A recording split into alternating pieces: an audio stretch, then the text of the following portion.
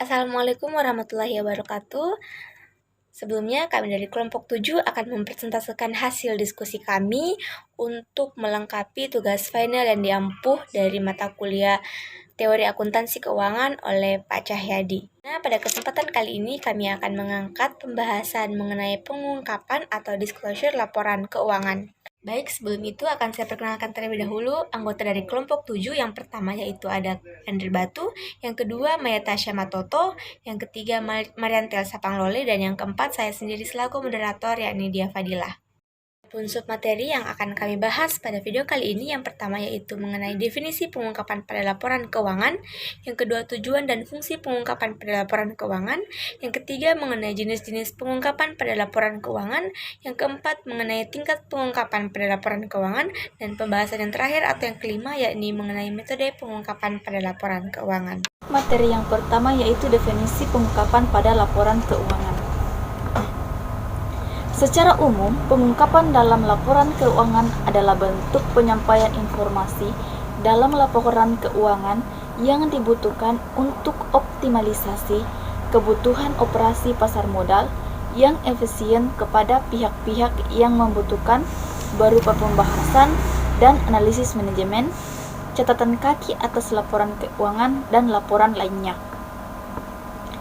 Pengungkapan merupakan suatu penyajian informasi dalam bentuk laporan keuangan maupun media komunikasi pendukung lainnya tentang suatu perusahaan.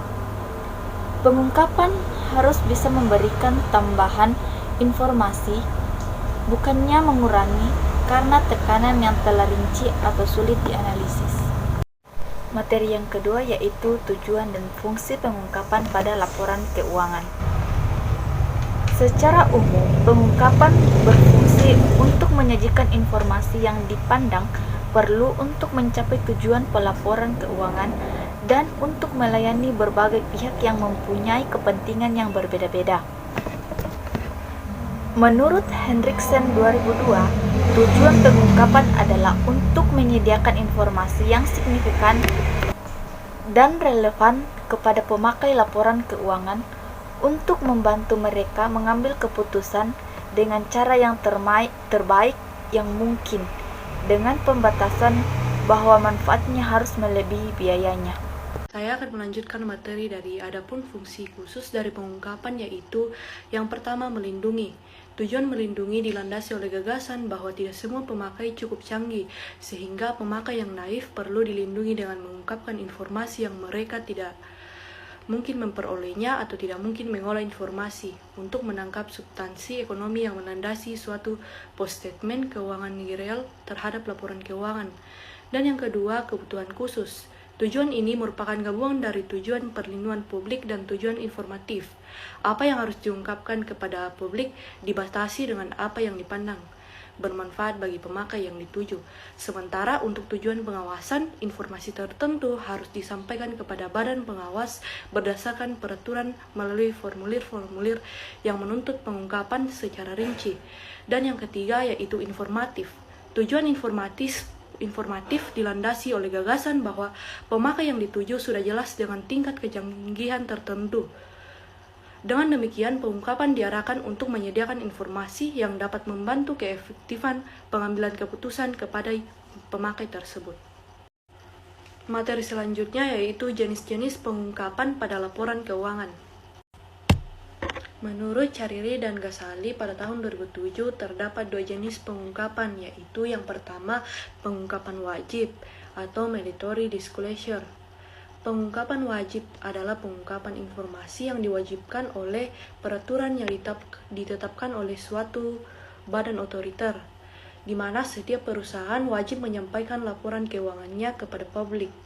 Dan yang kedua yaitu pengungkapan sukarela atau voluntary disclosure, di mana pengungkapan sukarela adalah pengungkapan informasi yang tidak diharuskan oleh peraturan yang ditetapkan, tetapi diungkapkan oleh entitas karena dianggap relevan dengan kebutuhan penggunanya.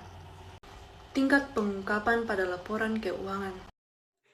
Baik, terima kasih. Saya lanjutkan.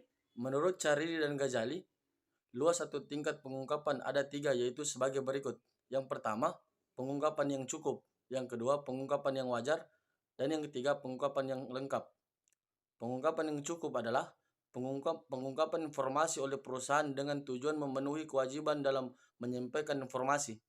Informasi yang diungkap sesuai dengan standar minimum yang diwajibkan, terutama informasi yang menurut lembaga terkait wajib disajikan. Yang kedua adalah pengungkapan yang wajar. Pengungkapan yang wajar adalah pengungkapan yang dilakukan oleh perusahaan dengan menyajikan sejumlah informasi yang menurut perusahaan dapat memuaskan pengguna laporan keuangan yang berpotensial. Yang terakhir adalah pengungkapan yang lengkap. Pengungkapan yang lengkap adalah pengungkapan yang menyajikan semua informasi yang relevan. Metode pengungkapan pada laporan keuangan. Adapun penjelasan dari masing-masing metode pengungkapan yang biasa digunakan adalah sebagai berikut. Yang pertama adalah post statement. Informasi keuangan dapat diungkapkan melalui statement keuangan dalam bentuk pos atau elemen statement keuangan. Yang berikut adalah catatan kaki. Catatan kaki atau catatan atas laporan keuangan merupakan metode pengungkapan untuk informasi yang tidak praktis atau tidak memenuhi kriteria untuk disajikan dalam bentuk pos atau elemen laporan keuangan. Menjelaskan dalam kurung. Metode akuntansi, makna suatu istilah, penilaian alternatif dan acuan merupakan informasi yang dapat disajikan dalam tanda kurung. Istilah teknis, istilah yang tepat harus digunakan secara konsisten untuk nama, pos, laporan judul atau subjudul. Adapun kesimpulan yang dapat saya tarik pada pembahasan kami pada video kali ini yaitu pengungkapan merupakan suatu penyajian informasi dalam bentuk laporan keuangan maupun media komunikasi pendukung lainnya tentang suatu perusahaan, di mana pengungkapan harus bisa memberikan tambahan informasi bukannya mengurangi karena tekanan yang terlalu rinci atau sulit dianalisis.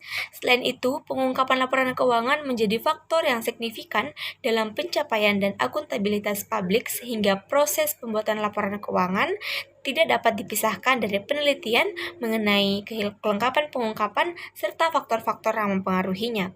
Laporan keuangan tahunan suatu perusahaan dapat memberikan gambaran kinerja selama 1 tahun dan dapat memprediksikan masa depan perusahaan tersebut. Presentasi dari kelompok kami, lebih dan kurangnya mohon dimaafkan. Wabillahi taufiq wal hidayah. Wassalamualaikum warahmatullahi wabarakatuh.